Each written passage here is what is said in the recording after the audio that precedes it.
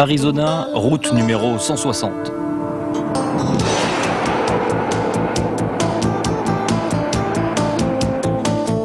« 1200 km de bitume rectiligne, le trait d'union symbolique qui relie les États-Unis au cœur de leur histoire, les réserves indiennes de l'Ouest. »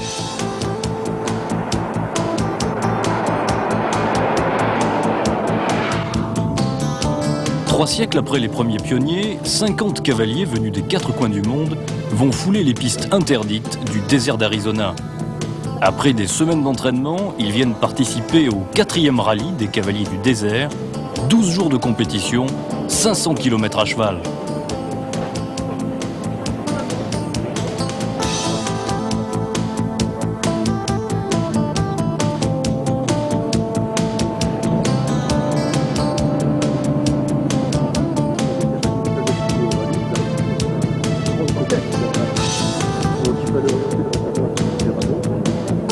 Kilomètre 980, un triangle de bois discret frappé d'un insigne. Nous entrons en territoire Navajo, le plus grand décor de western des États-Unis.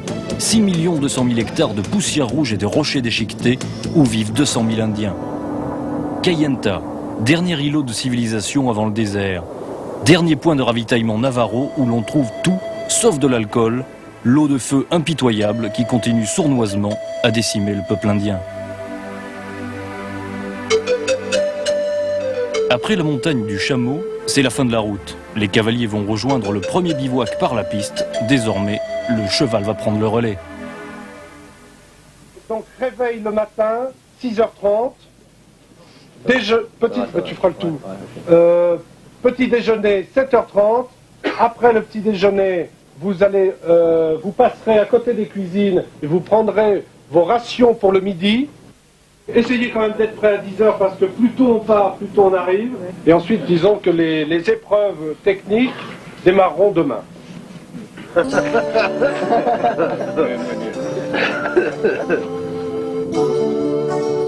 Première nuit en territoire sacré indien.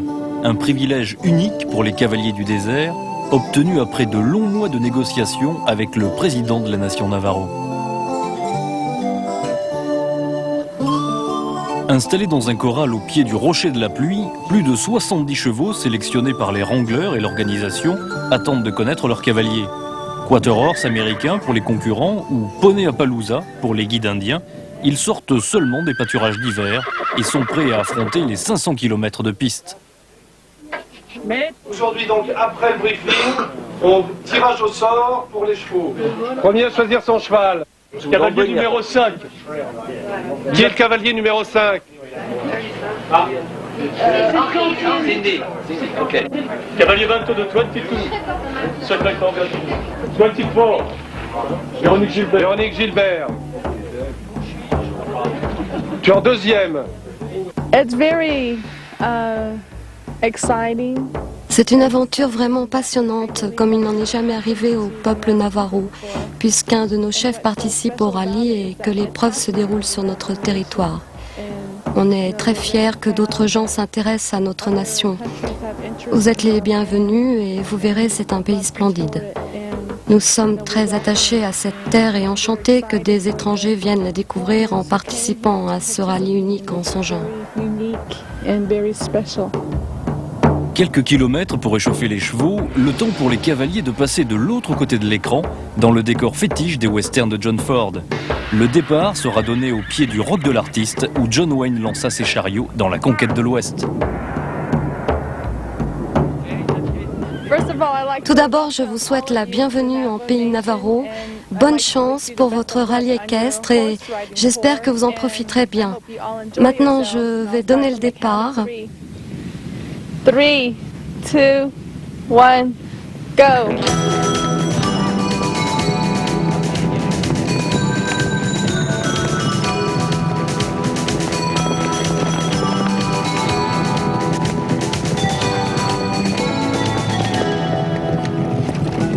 Pendant 12 jours, les cavaliers du désert vont traverser l'Arizona, le Nevada et l'Utah. 500 km d'endurance avec le même cheval, 10 étapes de 50 km. Après Monument Valley, les concurrents vont affronter la pluie au Grand Canyon, franchir le mont Trumbull dans une tempête de neige, avant de traverser Lake Mead en bateau et plonger dans la chaleur torride du désert et l'arrivée à Las Vegas. Alors les épreuves quotidiennes en fait comprennent 3 parties, c'est-à-dire que nous avons une première liaison qui va servir à échauffer les chevaux. Nous demandons en principe entre 5, 10 voire 15 km à petite vitesse, généralement du 6 km/h. Nous avons ensuite une épreuve spéciale à vitesse plus élevée. Cette vitesse bien sûr est donnée en fonction du terrain. Ensuite il y a une deuxième liaison à l'issue de cette spéciale qui permet aux cavaliers de rejoindre le camp suivant puisqu'en fait nous avons une cinquantaine de kilomètres à parcourir chaque jour.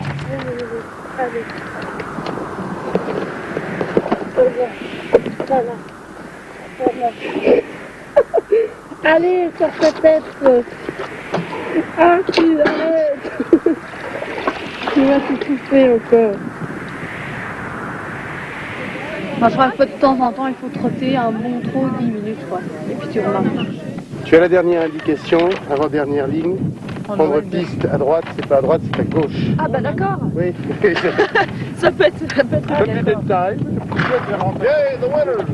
Chaque soir, les wranglers ferment la piste et ramènent au bivouac les cavaliers pas encore familiarisés avec le roadbook.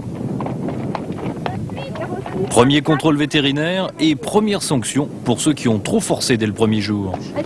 Vous pouvez venir par ici? Ok, arrêtez le cheval et ne bougez plus. Il semble qu'il marche correctement. Ah non, son pouls est de 80. Normalement, le pouls d'un cheval retombe très vite après l'effort et exactement au même rythme qu'avant l'épreuve.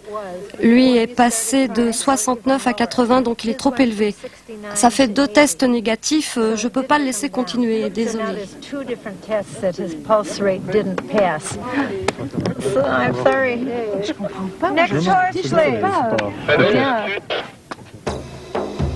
Renouant avec la tradition des grandes caravanes de l'Ouest, les cow-boys dressent tous les jours un village de toile en plein désert.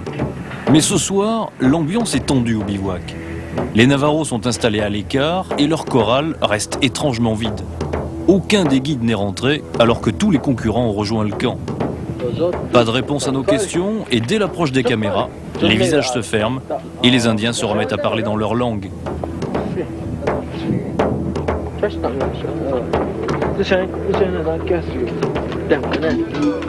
Et soudain, un début de réponse.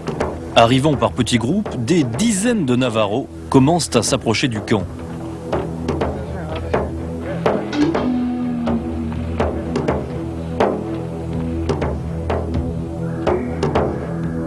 À la tombée de la nuit, l'atmosphère est explosive. Plus de 60 Indiens ont encerclé les tentes. Arrivés en force, ils obéissent au chef de la tribu locale qui refuse notre entrée sur son territoire. Après une nuit blanche de palabres, la décision est prise. Lever le camp dès l'aube et tenter de passer en douceur. S'il vous plaît, briefing. Faudrait y aller tout de suite.